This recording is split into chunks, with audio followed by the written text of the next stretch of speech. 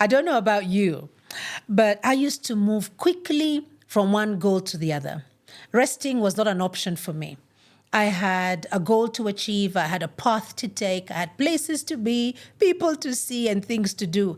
And therefore, there was no time for other things. Now, of course, I'm talking about my younger version. But this is how I showed up. So I would move from one goal to the other, like having those, another hole in your belt, another notch on your bed. You're just succeeding.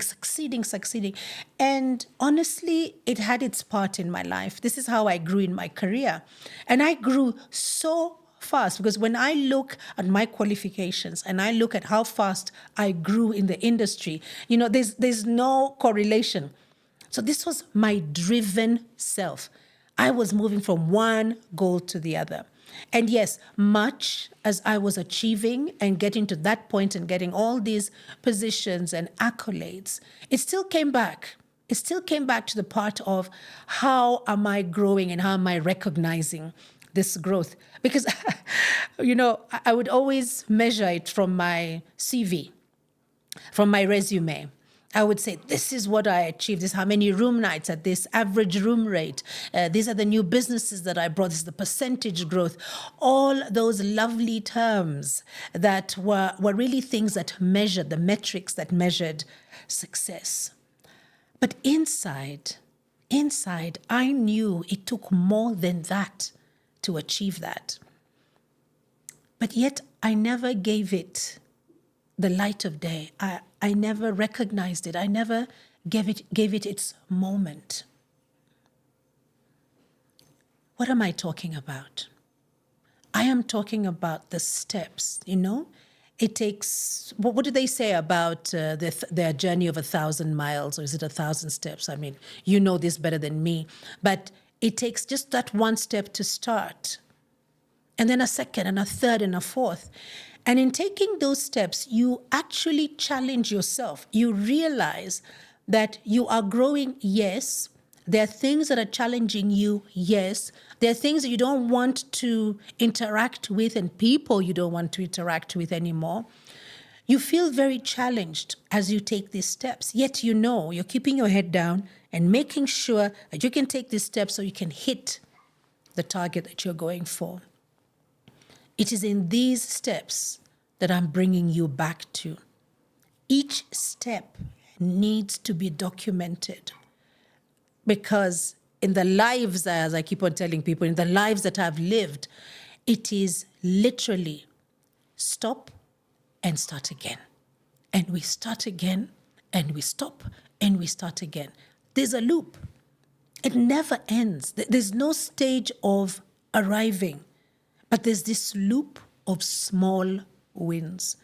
So I'm encouraging you today to go back to those successes that you have had over the years and just look at what it took to be successful. Think about reading a book. You can just start the first page and then read the last one, or like what AI has done for us. Just give us a summary. But where is the joy in reading that book if you don't read it from cover to cover? The opportunities is a shortcut that you can take, but there's a beauty in the journey of looking at the book cover, opening inside and starting to read the book chapter after chapter with paragraph after paragraph until you get to the end and get surprised how the end comes. It is in those paragraphs, it is in those chapters that life is happening for you. So yes, we're going to finish the book at some stage. But what were you learning as you turned those pages? That is what I'd like you to consider as I speak about honoring the small wins. Think about how you can do that, how you can slow down and just honor anything that you are going through right now. The one that I give an example of, and it sounds very warped, was the time that I lost my mother to cancer. That was a journey and a half. And it happened so fast, we thank God. But it happened so fast that I did not have the moments to cherish time with her. It was towards the end when I realized The time was coming to an end very fast for the two of us to be in the same room at any one time, that I stopped and I started cherishing the moments. I stopped focusing on her illness and I started cherishing the moments we were together. And that's what I hold in my heart today. The small wins. So happy that I pass on this knowledge to other people. No matter what you're going through, it's a mindset for you to choose to honor those small moments, and in this case, the small wins.